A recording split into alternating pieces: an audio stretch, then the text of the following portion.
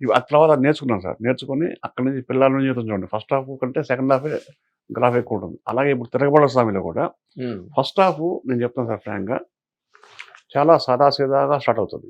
మామూలుగా స్టార్ట్ అయ్యి ఇంటర్వెల్ ఇంకా 15 నిమిషాలు ఉంది అనగా గూస్ బంప్స్ వస్తాయి. ఇప్పుడు నేను చెప్పిన సీన్ చూడండి విలన్ ఇంట్రడక్షన్ అక్కడి నుంచి స్టార్ట్ అవుతుంది సార్.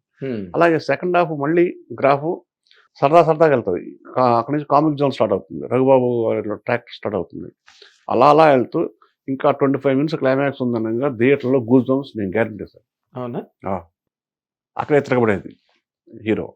చాలా కాన్ఫిడెంట్‌గా చెప్పారు. చాలా కాన్ఫిడెంట్‌గా. అదే మీరు చూసాం కదా! ట్రైలర్ కూడా అవును చూసాను. సార్. చాలా నాకు తెలిసి స్టాండింగ్ ఓవేషన్ వస్తుంది సార్ క్లైమాక్స్‌లో. ఓహ్! 25 మినిట్స్ ఎస్పెషల్లీ లాస్ట్ 10 మినిట్స్. అదేలే నీ స్కూల్ నీ జానర్ కదా! అవును సార్. తిరగబడ్డం, అవును. యాక్షన్ అదంతా కూడా. అప్పటిదాకా హీరో రాజ్ తరుణ్ చాలా అమాయకంగా ఎవరి జోలికి వెళ్ళకుండా అవును. ఒక చదువుకున్నవాడు చాలా మర్యాదస్తుడు ఎలా ఉంటాడు మనకెందుకు ఆ గొడవల్లోకి ఈ గొడవల్లోకి అని ఎవరినో ఒక మాట అన్నా కూడా తలదించుకొని వెళ్ళిపోయే తత్వం. అలాంటి వాడు ఒక అమ్మాయిని మ్యారేజ్ చేసుకుంటాడు. అతను బాగా గట్టిగా నమ్మేది ఏంటంటే దాంట్లో పెళ్ళిలో పంతులు గారు మంత్రులు చదువుతూ ఉంటారు. అమ్మాయి చేతులు చేయవయ్యా అని అర్ధేచ ధర్మేచ మోక్షేచ నాతిచరామి అని ఆయన ఫటఫట చదివేస్తుంటాడు. అర్ధేచ ధర్మేచ మోక్షేచ కామేచ సార్ దాని అర్థం ఏంటి సార్ అంటాడు. ఎవరు హీరో చాలా పెళ్ళిలో నేను విన్నానండి. దీని అర్థం ఏంటి సార్ అంటే ఒక అమ్మాయిని ఒకసారి పాణిగ్రహణం చేసిన తర్వాత కట్టే కాలే వరకు కంటి చూపులాగా చూసుకుంటాను అని ప్రమాణం మాది.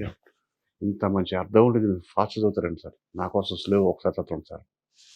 ఓం అర్ధేచ అని ఇలా వేసిన చెయ్యి ఇలా నొక్కుతాడు హీరో. కామేచ ఆమె ఇలా చూస్తాడు. నాతి చరామి అప్పుడు గట్టి పడ మోగుతుంది సార్. ఇది హీరో మైండ్లోకి ఎక్కిపోతుంది సినిమా అంతా క్యారెక్టర్కి. ఈ అమ్మాయిని నేను కంటికి రెప్పలా చూసుకోవాలని పంతులు గారి దగ్గర నేను ప్రమాణం చేశాను అని ఆ స్టాండ్ మీద ఉండే కథ సార్. ఓకే. అనుకోని పరిస్థితుల్లో ఆ అమ్మాయికి ఒక ఆపద వస్తుంది. అది విలన్ నుంచి వస్తుందండి. ప్రాణాపాయం ఉంటుంది. దాని నుంచి తప్పించుకోవటం కోసం ఇలా చెప్పి సార్ కుందేలాగా పాపం ఆ అమ్మాయిని దాచుకుంటూ కాసేపు తన తెలివితేటలో ఉపయోగించి వాళ్ళకి కనపడకుండా ఉండటం కాసేపు ఈ పిచ్చి పిల్ల వెళ్ళిపోతా ఉన్నాడు రోడ్డు మీదకి. మళ్ళీ ఆ అమ్మాయిని కొట్టి తిట్టి నా కెపాసిటీ లేదమ్మా అంతా వాడేమో పెద్ద మహా సామ్రాజ్యం అది చిన్న పిల్లోని నువ్వు దయచేసి జాగ్రత్తగా ఉండు అని చెప్పుకుంటూ మొత్తానికి అలా దొరికిపోతాడు. బతులాడతాడు సార్, బామాలుతాడు సార్. ప్లీజ్ నాకు పైగా బిడ్డ ఉంది కడుపులో, నేను ఒక అనాథని, నాకు పెద్ద ఫ్యామిలీ కావాలని నా ఎయిమ్ అది. నేను తండ్రిని కావాలి, తాతను కావాలి, ముత్తాతను కావాలి, బాబాయిని కావాలి, మేనమామని కావాలి. ఇన్ని కోరికలు ఉన్నాయి సార్. నా తొలి ఆశ స్టార్ట్ అవుతుంది ఇక్కడే. మొదటి స్టెప్ తను కడుపులో పెట్టున్నాడు, దండం పెడతాను సార్. నేను కెపాసిటీ లేదు, వదిలేండి సార్. అలా బతిలాడుకున్నవాడు వాడు ఊరుకోడు. ఒక్కసారి తిరగబడ్డాడు. ఒకసారి నీ అమ్మ అనేస్తే గూజ్ బంప్స్ వస్తుంది థియేటర్లో. అప్పుడు దాకా మామూలుగా ఉంటాడు. అదే అప్పటి వరకు అండర్ డాగ్ లా ఉన్నాడు. ఒక్కసారి రివోల్ట్ అయితే అరే రెడ్డి వాడరాని ఈడరాని నీ అమ్మ అమ్మగొడరాని నా కొడక పుట్టబోయే బిడ్డ మీద నేను చేయబడినా, నా పెళ్ళ మీద ఒంటి మీద మీ గాలి పడినా చూసుకున్నారా అంటాడు. అని తెగించేస్తాడు.